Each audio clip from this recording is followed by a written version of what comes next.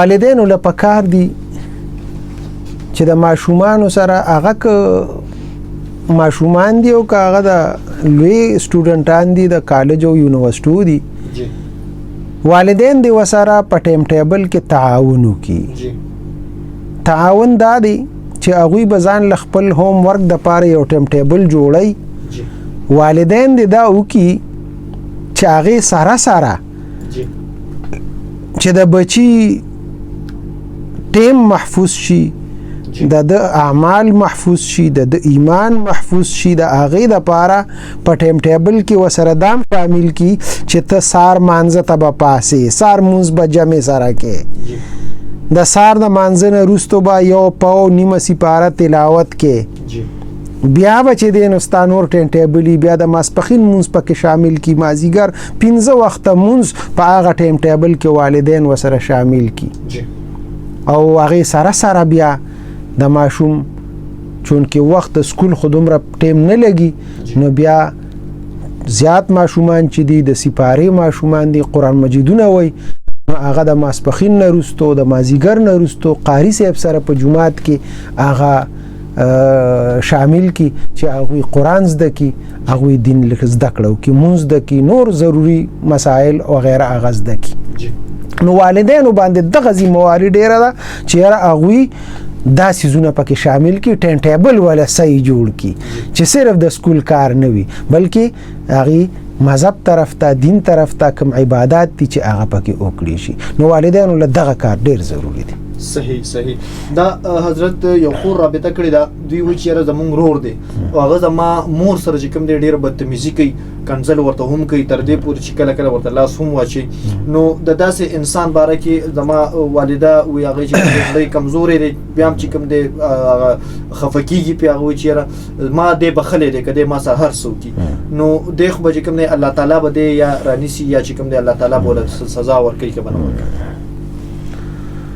د الله حکم خو ماتای کنه که یو طرف ته مور معافم کو خدا د چې د الله حکم چې الله وای چې زه په دقه مور با پر رضا باندې تا ناراضي کېږم او د دې په ناراضتیا باندې تا ناراضه کېږم نو مور خو راضي نه ده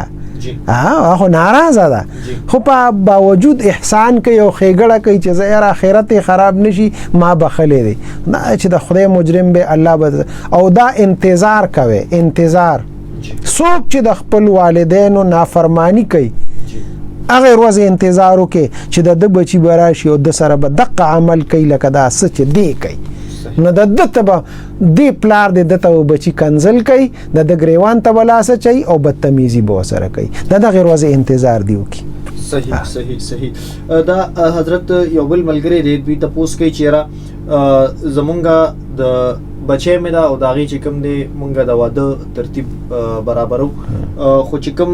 دغه چا سره چې خدا الک دی د بچی مې واده ترتیب ولا برابرو خو چې کوم د هغې خرګنۍ ده نو هغې رانه چې کوم دی د سونی ډیمانډ کوي او زمونږ چې کوم دی هغه سونی ته وس کېږي نه نو هغه واده د دې وجې چې کوم دی پاتې دی نو مونږ ته داسې وظیفه راکوي یا داسې لار راته وښیي چې دا واده مو وشي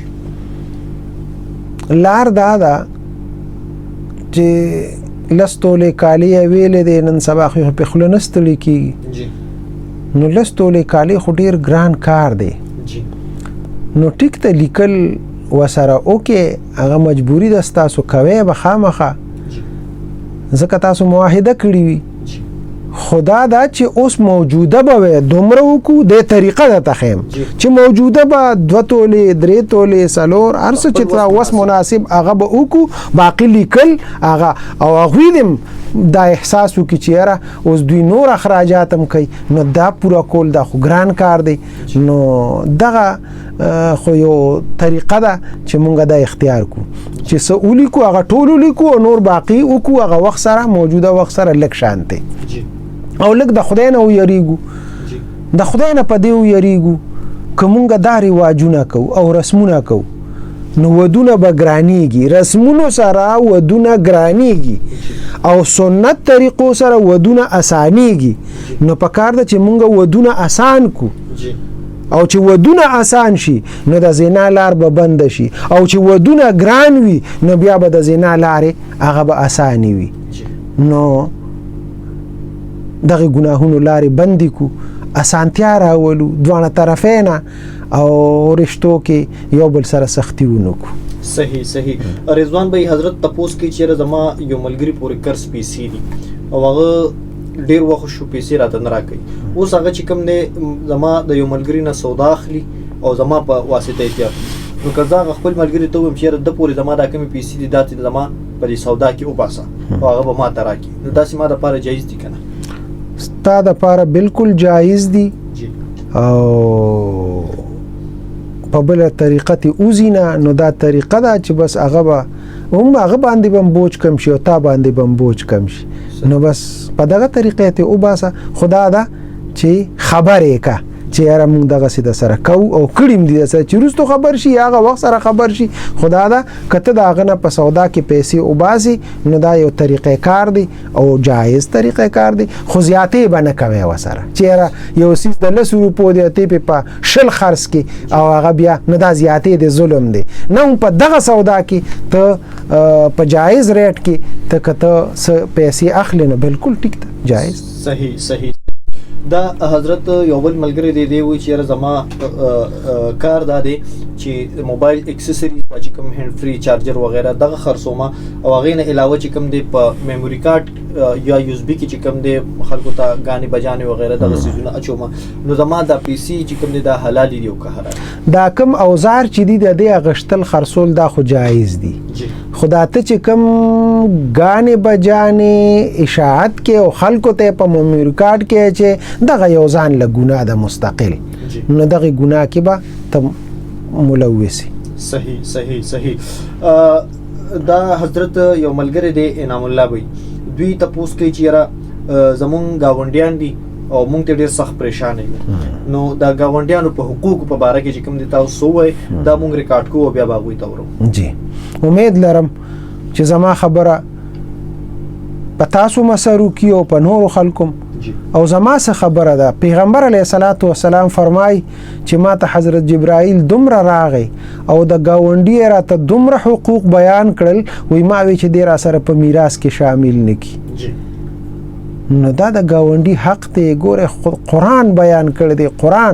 قرآن د گاونډي والجار الجنوب وصاحب بالجام قرآن کې راځي جار الجنوب دا گاونډي دی دا گاونډي قرآن بیان کړی چې د خیال ساته د سره احسان او ښېګړه وکړي نو دومره وای ماته وي چې په میراث کې را سره شامل نشي نو د گاونډي ډیر خیال ساته گاونډي ستا رشتہ دار چې تا تر راسي ته به گاونډي سنبال کړي گاونډي چې خوي نو ستا به جون هغه آرام سره تیریږي او خو به تیریږي گاونډي چې بد وي جون سره خراب وي نو د گاونډي ډیر خیال ساتي الله په دې باندې ډیر خوشحاليږي د گاونډي په حق باندې پیغمبر علیه الصلاۃ والسلام ډیر حقوق بیان کړی دي